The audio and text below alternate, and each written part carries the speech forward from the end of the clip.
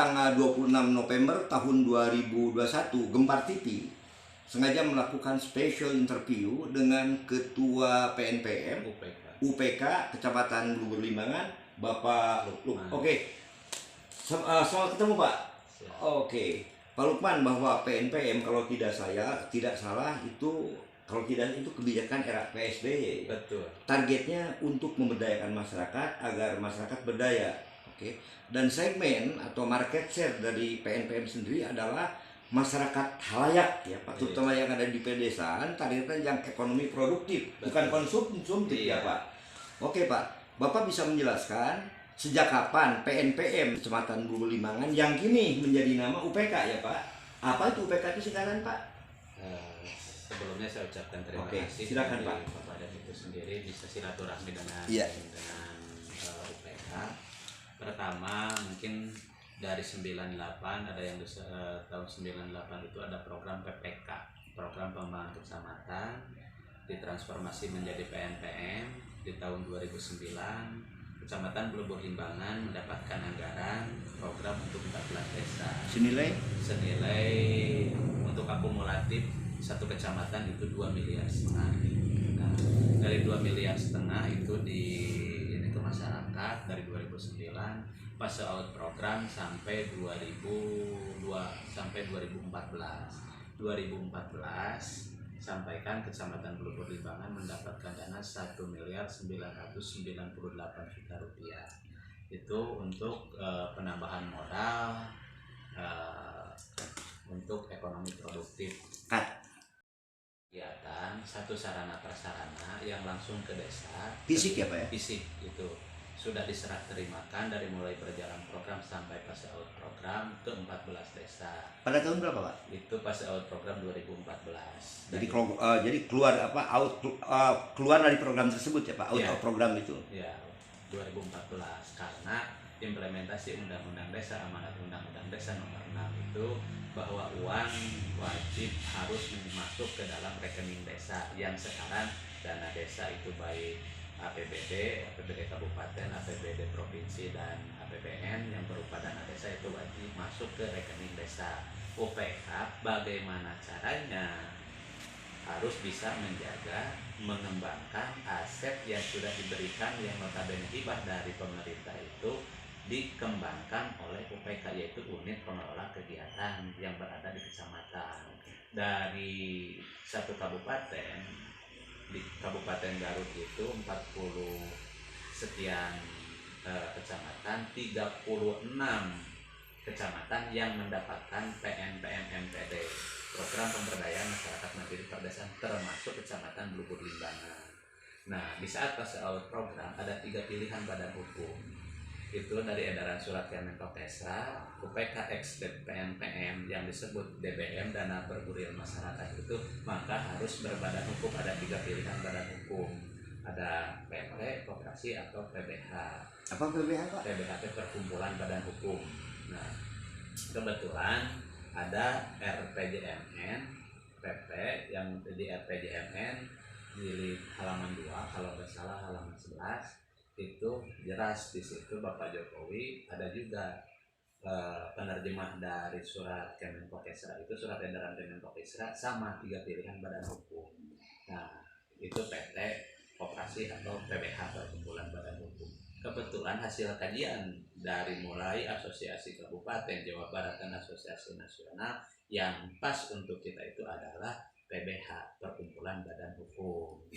Alhamdulillah 2016 kita di bawah SKP Menkumham didaftarkan ke Notaris Sidik Rahayu khususnya untuk Kecamatan Lubur Limbangan menjadi UPK DAPM Wijaya Kusuma Mandiri Limbangan. Ulangi lagi, Pak. UPK DAPM. DAPM-nya itu Dana Amanah Pemberdayaan Masyarakat. Saya mengambil Wijaya Kusuma Mandiri Limbangan itu karena saya terhadap sejarah Wijaya Kusuma. Wijaya Kusuma. Tapaua terhadap sejarah. Iya, tapaua terhadap sejarah. Jadi sekarang Limbangan itu berbadan hukum dengan badan hukumnya PBH, di bawah akta notaris Sidik Rahayu di bawah SK Kemenkumham tahun 2016. Itu salah satunya bagaimana caranya kita harus mengendalikan, mengembangkan aset yang berada di Kecamatan Blukur Limbangan yang notabene untuk masyarakat. Setelah beres fase out program, maka itu ada istilah daun dari masyarakat oleh masyarakat untuk masyarakat.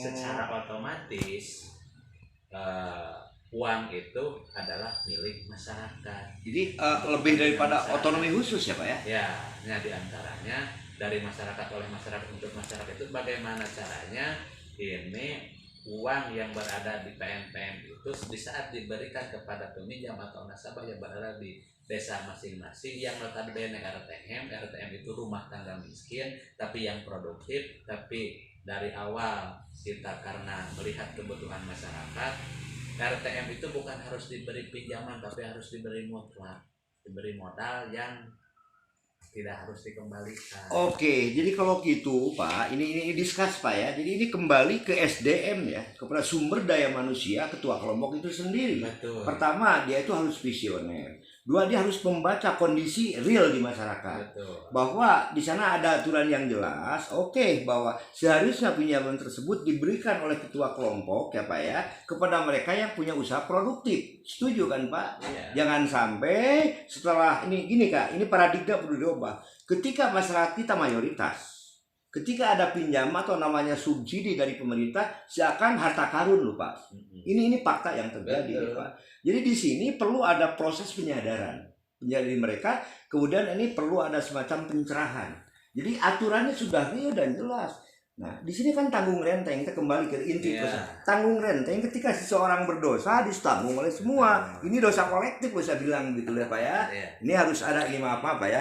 Nah, di sini harus betul-betul si anggota harus punya integritas. Oke. Karena di video nih Pak, di video itu kami harus langsung on kan, mesti benar. Oke, ini saya setuju banget bahwa sejatinya pemerintah betapa hebat waktu itu karena kondisi ekonomi terjepit ya Pak. Jadi bagaimana masyarakat namanya juga pemberdayaan masyarakat. Oke Pak. Nah ini ketika karena waktu itu udah ada kelompok waktu itu. Oke. Ketika ketua kelompok memberikan anggota yang pinjam nih, misalnya kelompok A dipimpin oleh Ibu Rohayah misalnya Pak. Dia tuh punya kelompok binaan ya Pak ya, kurang lebih 10 orang. Betul. Itu menjadi anggota kelompok PNPM di tingkat wilayah tersebut. Oke, apakah ketua kelompok ketika memberikan pinjaman kepada anggotanya apakah harus menggunakan prudential, ajas kehati-hatian, masalah kelayakan? Karena ini yang terjadi Pak, ini maaf seperti di salah satu desa ini tak lebihnya nepotisme Pak. Nah, apakah ada semacam itu Pak? Ini diskusi secara ekonomi. Kenapa? Karena tidak perlu pengembangan ke depan Pak. Jadi intinya bukan yang lalu biar berlalu, artinya untuk bahan pelajaran ini Pak. Tolong Pak. Ya justru itu ini yang saya harapkan harus muncul arus dari bawah sesuai dengan awal adanya program penggalian gagasan. Bagaimana caranya masalah diangkat menjadi potensi. Nah, masing-masing disesuaikan dengan potensi desa. Kelompok itu biasanya ada kelompok yang disebut usaha. Usaha apa Pak ya? Dari kelompok usaha itu tergantung kultur yang berada di desanya masing-masing. Kearifan lokal yang ngomong. Oke. Nah, tapi pada kenyataannya karena masyarakat itu perlu hari ini, pengen dinikmati hari ini, nggak tahu itu dipakai untuk pendidikan, untuk apa. Tapi yang jelas setelah dari kelompok mengajukan ke UPK, jelas di verifikasi. Datang tim verifikasi, ditanya masing-masing, ibu laras icalah, ibu laras naon anu diieukeun usahana, pengakuannya betul. Icalan anu. Pengakuan tertulis ada di situ. Sampaikan berapa pendapatan, berapa kemampuan, karena kita harus juga menganalisa terhadap kemampuan si kelompok itu sendiri. Jangan sampai kita memberikan rekomendasi di bawah beban beliau. Misalkan kewajibannya 500.000, beliau bisa mengkondisikan 300.000. Jadi khawatir juga untuk kelompok di saat kita terlalu memaksakan beban kepada kelompok itu sendiri. Nah, cuma paradigma yang terjadi karena terlalu banyak lembaga yang memberikan pinjaman kepada masyarakat akhirnya tutup lubang gali lubang, pinjam uang bayar hutang. Nah, Masyarakat itu oke. di sini kita harus bisa bagaimana caranya, PR kita bersama, PR kepala desa, PR pemerintahan, termasuk yang notabene pemberdayaan. Itu jangan sampai masyarakat itu harus disadarkan. Oke. Jadi intinya sinergitas dalam semua komponen. Aku setuju Pak. Jadi yang pasti ini cukup edukatif juga ya. Demikian perbincangan langsung dengan Kang Lukman sebagai Ketua UPK Pak. Wijaya Kusuma ya. Dari yang jelas pentingnya edukasi terhadap masyarakat. Ya. Jadi sejatinya ini kan upaya membantu ekonomi masyarakat. Ya. Oke, sukses buat Pak Lukman ya. Terima kasih Kang Lukman.